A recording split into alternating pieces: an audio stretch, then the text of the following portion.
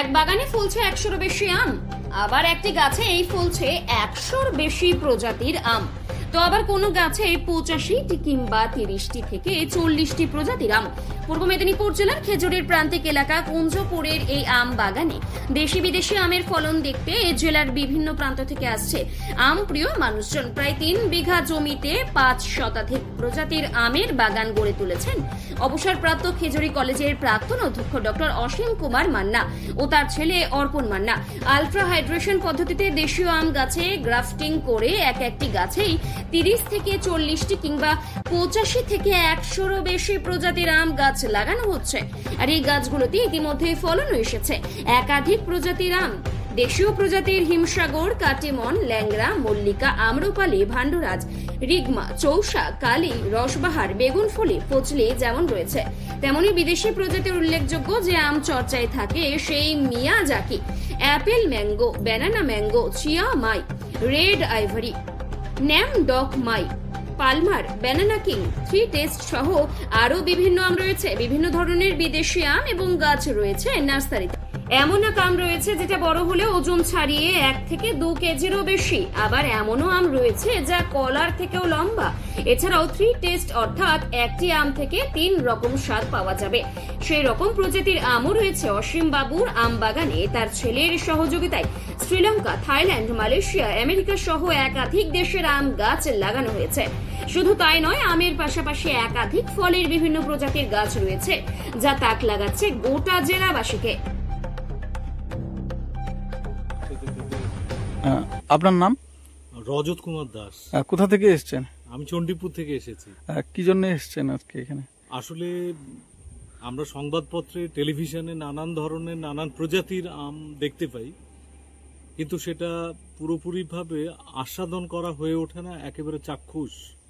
সেজন্যেই আমরা খবরের কাগজ এবং অন্যান্য মাধ্যম সূত্রে এখানে প্রায় 2-1 বছর অন্তর ঘুরে ফিরে আসি।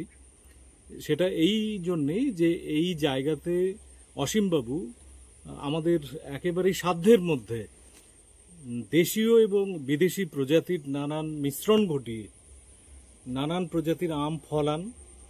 সেটা আমরা সরাসরি দেখতে পাই। একটি গাছ আছে প্রায় 150 রকম প্রজাতির আম তাতে হয় এবং সেটা পরীক্ষিত সত্য। আমরা সেটা চাক্ষুষ করার জন্য এবং বাগানে আরও নানান প্রজাতির, বিশেষ করে বিদেশি যে আমগুলি রয়েছে, সুস্বাদু আম, আমাদের দেশীয় আম যে যা আছে তা তো আছেই, কিন্তু সেই একটা সমন্বয় আমরা এখানে দেখতে পাই। সেটা চাক্ষুষ করার জন্যই আসি, স্বাদ নেওয়ার জন্য আসি। একসঙ্গে দুটো কাজই হয় আমাদের। ভালো লাগে যে খেজুরির মতো জায়গায় এত ধরনের আমের ফলন, পাশাপাশি আম বাগান, এত রকমের ভ্যারাইটিস প্রজাতি, এটা কিরকম লাগে? এটা অবশ্যই মানে এক কথায় অভিনব, কারণ আমরা সচরাচর এই জায়গা থেকে এ ধরনের একটা বাগান দেখতে পাবো এটা আশা করিনি, কিন্তু তিনি অসম্ভবকে সম্ভব করে তুলেছেন। সে কারণে আমার বিশ্বাস তাঁর এই প্রচেষ্টা আমাদের এই জেলাতে আরও অনেকে আগ্রহী হবে এই বিষয়ে উপযুক্ত পদক্ষেপ নেওয়ার জন্য এবং নানান প্রজাতির গাছ সংগ্রহ করে তারা নিজেরাও বাগান করবেন। আমি বিশ্বাস করি এটা আগামী দিনে তার স্বপ্ন এভাবেই হয়তো বাস্তবায়িত হবে। এইরকমভাবেই আমি দেশের এবং বিদেশের বিভিন্ন জায়গাতে ঘুরি আমের জাত সংগ্রহ করার জন্য, এবং করে থাকি। এখনো পর্যন্ত 450 বা তার কিছু বেশি জাত সংগ্রহ করেছি, এখন আর গুনি না। আমের প্রতি ভালো লাগা, তাই যেখানকার আম সেখানে গিয়ে আমার দেখতে ভালো লাগে। দ্বিতীয়, অসৎ কিছু নার্সারি ম্যান, অসৎ কিছু ব্যক্তির জন্য এত ভুল জাত ছড়িয়েছে, এত ভুল নামে জাত ছড়িয়েছে, তাই অনেক বছর আমাদেরকে ঠকতে হয়েছে। তারপরে আমি সিদ্ধান্ত নিই, না, আর কোনো নার্সারি ম্যান নয়, যেখানকার আম সেখান থেকে যেন আমি সংগ্রহ করতে পারি তার একটা ব্যবস্থা করতে হবে। তারপরে আমি ওয়ার্ল্ড ম্যাঙ্গো বুক চ্যানেল খুলি, ওয়ার্ল্ড ম্যাঙ্গো বুক ফেসবুক গ্রুপ খুলি। সেখান থেকে সারা পৃথিবীর, এশিয়া সাবকন্টিনেন্ট, ইউরোপ, আফ্রিকার বহু দেশের মানুষের সাথে পরিচয় হয় এবং আমি এখন সানন্দে তাদের কাছে যাই, তা ওনারা আমাকে সমস্ত আমের সম্বন্ধে বলেন, আম দেখান, আম খাওয়ান, এবং সর্বোপরি যেটার জন্য যাওয়া আমের জাত সংগ্রহ খুব অনায়াসে করতে পারি। আসল যে গাছ, মাতৃ গাছ, সেই গাছ থেকে ডাল নিয়ে বা চারা সংগ্রহ করে। তো এইভাবে বিভিন্ন দেশে আমি গেছি, বিভিন্ন দেশ থেকে সংগ্রহ করেছি। ইন্দোনেশিয়া হোক, মায়ানমার হোক, সেটা ফিলিপিন্স হোক, শ্রীলঙ্কা হোক, আর সেটা আমাদের এশিয়া সাবকন্টিনেন্টের অনেক কান্ট্রি হোক, আমি বহু জায়গাতে গেছি এবং আগামীতে যাব। এছাড়াও বিভিন্ন ইউনিভার্সিটি এবং বিভিন্ন জায়গাতে আমি যাই, যেমন আজকে রয়েছি সেন্টার অফ এক্সিলেন্স ফর সাইট্রাসে এখন রয়েছি। তো এইভাবেই আমি আরও IIHR ব্যাঙ্গালোর, CISH দিল্লি, বিভিন্ন জায়গাতে যাই। তো আমার আমের ভালো লাগার পেছনে এর স্বাদ, এর ডাইভার্সিটি, এই আমাদের ভারতবর্ষের সব জায়গায় যে আম হয় সেটাই আমার ভালো লাগা। আমি চাই সব মানুষ ভালো গাছ লাগান, আমি চাই সব মানুষ যাতে আসল গাছ লাগান। ভালো থাকুন। স্যার আপনার নাম আর ডেজিগনেশনটা? আমার নাম ডক্টর অসীম কুমার মান্না। আমি খেজুরি কলেজের অধ্যক্ষ ছিলাম, 2 বছর আগে রিটায়ার করেছি। তো এই যে এখন আম বাগানেই কি সারাদিন কেটে যাচ্ছে? হ্যাঁ, লেখাপড়া কিছুটা সময় করি, আর বাদবাকি সময়টা আম বাগানের মধ্যে ঘোরাফেরা এইসব করতে করতেই দিন কেটে যায়। আম নিয়ে ভাবনা চিন্তা, নতুন নতুন নতুন জাত সংগ্রহ এইসব করছি আর কি।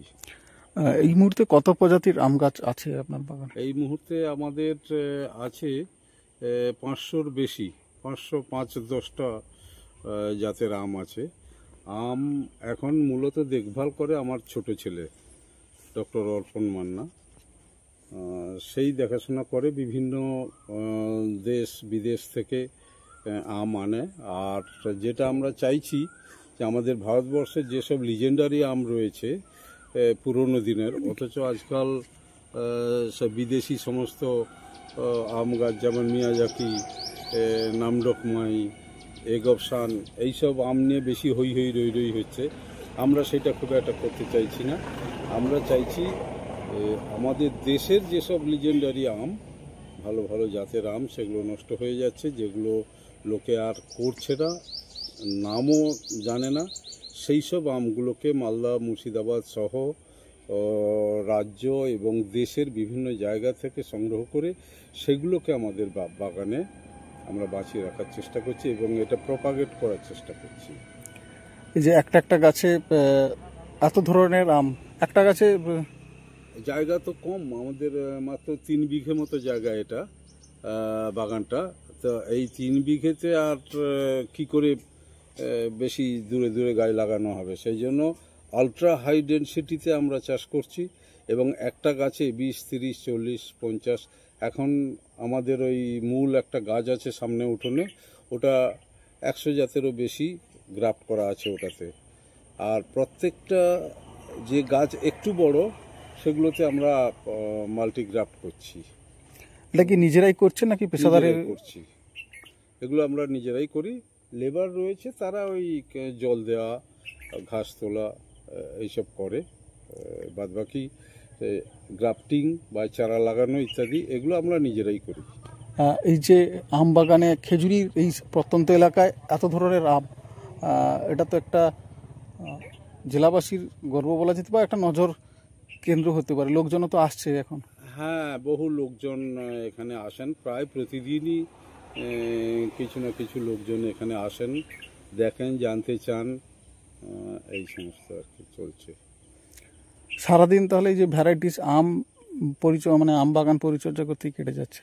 হ্যাঁ হ্যাঁ, মোটামুটি সারাদিনই আম বাগানে ঘুরে বেড়ালে একটা মনে প্রশান্তি আসে, এর মধ্যেই থাকে। গাছগুলো বাড়ছে, তার সঙ্গে আমাদেরও দিন কাটছে, এই আর কি।